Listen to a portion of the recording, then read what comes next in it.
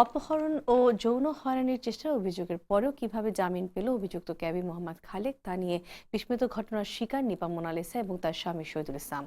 টাকা ধার নেয়ার অভিযোগে 911-এ কল করে উল্টো তাদেরকে ফাঁসানোর চেষ্টা করেছেন খালেক, এমন অভিযোগ নিপা মোনালিসার। যদিও টাইম টেলিভিশনকে দিয়ে একান্ত সাক্ষাৎকারে 911-এ কল করায় পুলিশের কাছে সুবিধাজনক অবস্থানে রয়েছেন বলে দাবি করেন খালেক। অন্যদিকে পুরো ঘটনায় মানসিকভাবে মুর্ছে পড়েছেন মোনালিসা। বাংলাদেশি কমিউনিটি নেতৃস্থানীয় ব্যক্তিদের কাছেও তিনি সুষ্ঠু বিচারের দাবি জানিয়েছেন। বলেছেন, আর কোনো বাংলাদেশি নারী যেন এমন ঘটনার মুখোমুখি না হয় সেদিনের ঘটনার বিবরণ এবং উভয় পক্ষের জবানবন্দি নিয়েছে আমাদের সহকর্মী শিবলি চৌধুরী কায়েস। তার বাবা হার্ট অ্যাটাক করেছে, তার বোনের বাচ্চা হয়েছে, এই নামে আমার থেকে টোটাল $2000 লোন নিয়েছিল। সে আসি গাড়িতে উঠে আমাকে রাইট ওয়েতে প্রথমবার বলে সে কানেক্টি এখানে ক্রস কাউন্টি মলে, যেটা ওয়েস্টার্ন কাউন্টিতে, ওইখানে যাবে। আমি তাকে ওইখানে নিয়ে যাই। সে রাইট ওয়েতে লাইট চেঞ্জ হওয়ার আগে আমরা বললো যে না, মলে যাব না, শপিং করবো না। আমি আমেরিকা আসছি আজ 2-2.5 বছর হয়ে গেছে, আমার ওয়ার্ক পারমিট, আমার কোনো ওয়ার্ক পারমিট ছিল না, কাগজপত্র ছিল না। আমি নিউ ইয়র্কের বাইরে যেতে পারি না, সাহস করিনি। আপনি আমাকে একটু মহিগান চাঞ্চল নিয়ে যান, আমি ওই ক্যাসিনোটা দেখিয়ে আসবো। আসলে ওনার সাথে আমাদের পূর্ব পরিচিত আছে, এরকম 1 বছর আগে থেকেই। উনি যে বিল্ডিংয়ে থাকেন, আমরা আমেরিকা 1 বছর আগে আসছি, এসে আমি ওই বিল্ডিংয়ে উঠছিলাম। তো সেইভাবে ওনাকে বড় ভাই হিসেবে জানতাম। ঘটনার দিনে আমি কাজ করতেছিলাম এবং সে আমাকে আধা ঘন্টা আগে ফোন দিছিল। সো বাস স্ট্যান্ডে আমি দাঁড়াইছিলাম, আমি বুঝতে পারিনি সে আগে একটা ইয়েলো ক্যাব নিয়ে ওখানে দাঁড়াইছিল। সো আমি যখন যাই, আমি দাঁড়িয়েছিলাম, ঠিক খানিক পরে সে আমাকে দরজা দরজা খুলে সে বাইরে এসে বলছে, ও নিপা কেমন আছো? আমি তো আমার মেয়ে, তোমার বাসার পাশে আমার মেয়ে পড়াশোনা করে, তো আমি ওদিকেই যাচ্ছি। তুমি হচ্ছে আপু কিছু মনে না করলে আমি তো ওদিকেই যাচ্ছি তোমার বাসার পাশে, তোমাকে আমি ড্রপ করে দিব। আমি প্রথমে না করছি 2বার, তারপরে উনি আমাকে গাড়িতে ওঠাই। সো আমি সিটে উঠি, ওঠার পর আমি বলছি, ভাইয়া আমাকে আমার অ্যাড্রেসটা হচ্ছে, উনি আমার বাসা নাম্বার জানতো না, আমি তাকে বাসা নাম্বারটা দিছিলাম যে এই হচ্ছে আমার বাসা নাম্বার। সো উনি তখন থেকে শুরু করছিল ড্রাইভিং, এবং 5 মিনিট ধরে আমার সাথে কোনো কথা হয় না। আফটার দ্যাট সে আমাকে জিজ্ঞাসা করে, তোমার আমেরিকা নতুন আসছো, তুমি তো কোনো রোড টোড ছিল না, আর আমেরিকায় কি করতে চাও তোমরা এখানে এসে? তো আমি এক পর্যায়ে বলছি আমি স্টাডি করতে চাই, মাস্টার্স, লয়ের পর মাস্টার্স করবো নেক্সট সেমিস্টার থেকে। জাস্ট এরকম কথা হওয়ার পরে উনি হচ্ছে, আমি যে রোডটা চিনি সেই পর্যন্ত আমি চিনছিলাম যে উনি ওই পর্যন্ত গেছে। সো হোয়াইট প্লেন্স পর্যন্ত যাওয়ার পরে উনি একটা হাইওয়ে নেয়। সো হাইওয়ে ধরার সময় আমি বলছি, আপনি কোথায় যাচ্ছেন? বলছে, এটা শর্টকাট রোডে তোমার বাসায় পৌঁছানো যাবে, এটা এই জন্য হাইওয়ে ধরছি। কিন্তু আমি বুঝতে পারি না সে হাইওয়ে ধরে তার অন্য কোনো প্ল্যান ছিল, সে অন্যদিকে যাচ্ছে। সো তারপরে খানিক পরে আমি জিজ্ঞাসা করছি যে আপনি গাড়ি থামান, আমি বাসায় যাব, আপনি অন্য রোডে যাচ্ছেন। তখন আমি রোডগুলো চিনতাম না। সো তারপরে ও এক পর্যায়ে আমার সাথে কথা বলা শুরু করে যে 1 বছর আগে যেদিন থেকে তোমাকে দেখছি সেদিন থেকে তোমাকে আমার খুব ভালো লাগে। সো আমি বলছি, আপনি এ ধরনের কথা বলতেছেন কেন? আমি তো আপনাকে বড় ভাইয়ের মতো রেসপেক্ট করি, আর আপনি এ ধরনের কথা বলছেন কেন? গাড়ি থামান, আমি বাসায় যাব। সো তারপরে খানিক পরে বলছে, আমি 1 বছর ধরে তোমার পিছনে ঘুরতেছি, আমি ব্যাটে বলে মেলাইতে পারছি না। তো আজকে তোমাকে আমি গাড়িতে নিতে পারছি, আমি একটা সুযোগ পাইছি, আমি এটা কখনো ছাড়বো না আজকে। সো তখন আমি কথাগুলো আমার কাছে কেমন যেন অন্যরকম লাগতেছে যে এই মানুষটাকে আমি বড় ভাইয়ের মতো রেসপেক্ট করি, সে এই ধরনের কথা বলতেছে কেন? আমি তখনও বুঝতে পারছিলাম না। হঠাৎ করে দেখলাম যে তার সোর চেঞ্জ হয়ে গেছে। সে কিন্তু আমার গাড়ির পিছনের সিটে বসা, সামনে আমার পাশের সিটে বসাও না। তখন সে বলতেছে যে আপনার কাছে টাকা দেখছি, কত টাকা আছে এখানে? আমি বললাম 2,500 টাকা। বললো টাকাটা আমার দেন। আমি বললাম কেন তোমার দিব? বলতেছে আমার বাবা হার্ট অ্যাটাক করছে, হাসপাতালে পড়ে রয়েছে, তো এখনও আমার আমি অনেক কাছে দাঁত চেয়েছি, আপনি তো টাকা আমার কাছে আসছেন, আমার তো ওনার দাঁত দিবেন না, তো টাকাটা আমার দরকার, আপনি টাকা দিবেন? আমি বললাম যে আমি তো তোমার টাকা দেওয়ার কথা না, আমার বাড়ি কিনে দেওয়া, আমার টাকা দরকার। তখন বলতেছে যে আপনি টাকা যদি না দেন, আমি 911 কল দিয়ে আপনি আমার রেপ করতে চেষ্টা করেছেন, আমি আপনার বিরুদ্ধে অভিযোগ করবো, আপনি সমস্যায় পড়তে চান না আমরা টাকা দিতে চান। তো আমি তার অবস্থাটা দেখলাম যে সে স্ট্রংলি আমার বিরুদ্ধে আর্গুমেন্ট করতেছে। আমি টাকার বান্ডিলটা লই আমি পিছনে দৌড়ছি, তারপরে টাকাটা নেওয়ার পরে আমি নেক্সট এক্সিট দিয়ে বেরিয়ে গেলাম। বেরিয়ে যাওয়ার পরে সে আমার গাড়িতে বাইরে দৌড়ে চলে গেল। সে ড্রাইভ করছে অনেক ফাস্ট। আমি আমি শুধু চিল্লাচ্ছি এবং আমি তাকে অনেক বাজে ভাষায় কথা বলছি যে তুই গাড়ি থামা, আমি বাসায় যাব। তারপরে সে অনেক দূর ড্রাইভ করতেছে, আমার কোনো কথাই তার কানে যাচ্ছে না।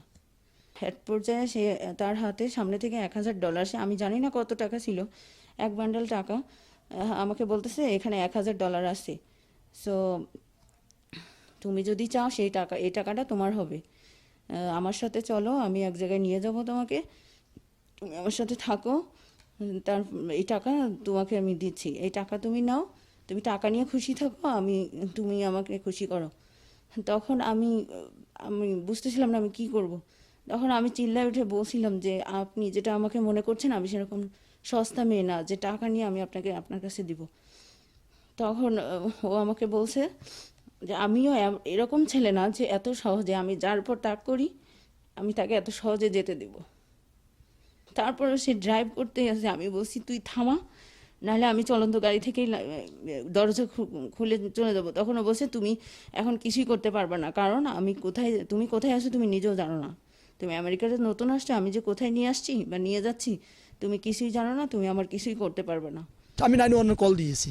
911 কল দেওয়ার পরে পুলিশ যখন আমার স্পটে আসছে তখন তো সে তো আর ওইখানে নাই, তখন পুলিশ তাকে আমার থেকে তার ফোন নাম্বার নিয়ে তারা কল দিয়েছে। সে তখন বললো সে মেট্রো নর্থে আছে ট্রেনে নিউ ইয়র্কের উদ্দেশ্যে।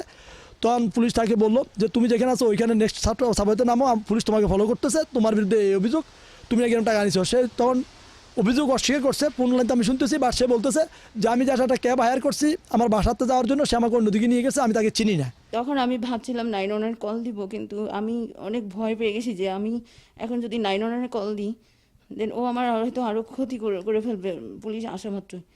দেন আমি চুপসে গেছিলাম, আমি কাঁদতেছি আর বলছি গাড়ি থামা।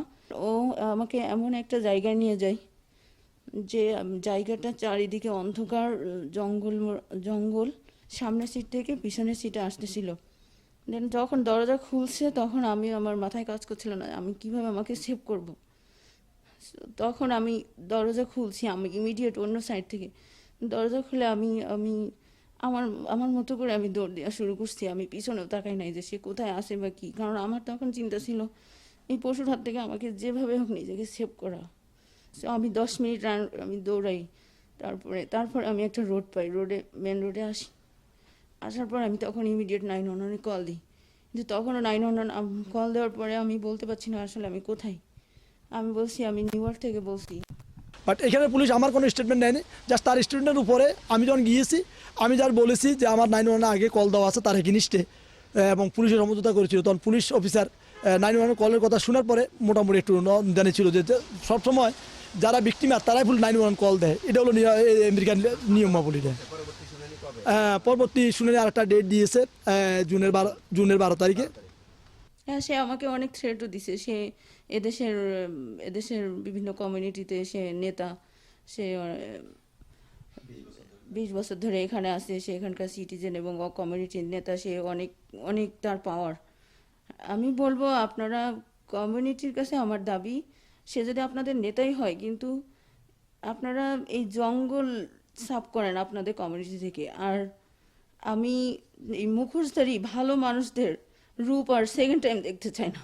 একজন বাংলাদেশি ভাইয়ের কাছ থেকে আমি কখনোই আশা করি নাই, একজন বাংলাদেশি কমিউনিটি হিসাবে একজন বাঙালির কাছ থেকে এটা আমি কখনোই আশা করি না। কারণ মোহাম্মদ খালেক যে কাজটা আমার ওয়াইফের সাথে করছে, আমি সেটাতে অনেক বেশি অনেক কষ্টে আছি এই বিষয়গুলো নিয়ে।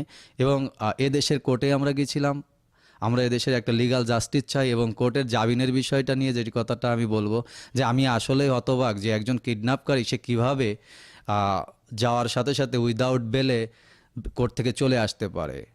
এইখানের আইনের জন্যে আমি কত জায়গাতে গেছি, আমি নিউ ইয়র্কে এইখানে আইনের প্রতি আমার শ্রদ্ধা এখনও আছে, থাকবে, কিন্তু আমি জানি এখানে আইনের থেকে কেউ পার হয়ে যেতে পারে না।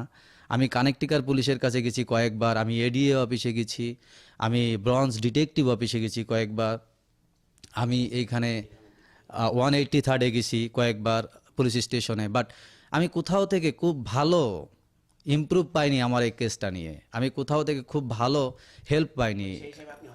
আমি অবশ্যই হতাশ এবং তার ফ্যামিলি আমাকে থ্রেট করতেছে। সে আজকে আমার ওয়াইফের সাথে করছে, কালকে আপনার সাথে করবে, কালকে তারপরের দিন আপনার মেয়ের সাথে করবে, আপনার বোনের সাথে করবে।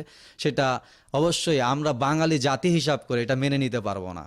এবং বাঙালি কেন, কোনো দেশি ও মানুষ তার এটা মেনে নিতে পারবে না। তাই আমি চাই আপনারা যেইভাবে হোক তাকে প্রতিহত করুন।